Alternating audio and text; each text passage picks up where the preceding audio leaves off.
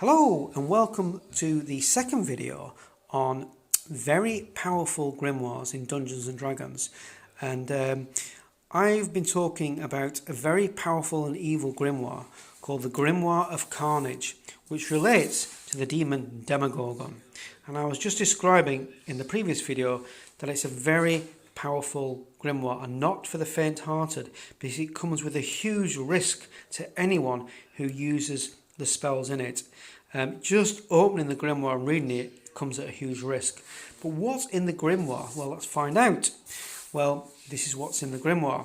These are the names of the spells. So firstly, it's important that these are very mysterious. So the magic user doesn't actually know much about them. He's just got this to go on. So he's not too sure.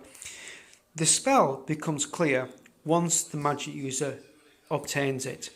But how does he obtain it? Well, again, this is different because the magic user cannot choose a spell. Instead, the Grimoire of Carnage selects a spell for the magic user. That's how powerful the grimoire is.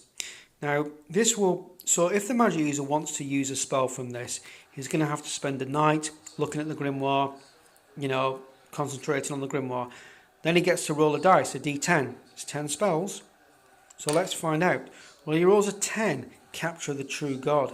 Now, he doesn't know what happens with that spell until he gets it. So once he's got it, the spell's revealed to him.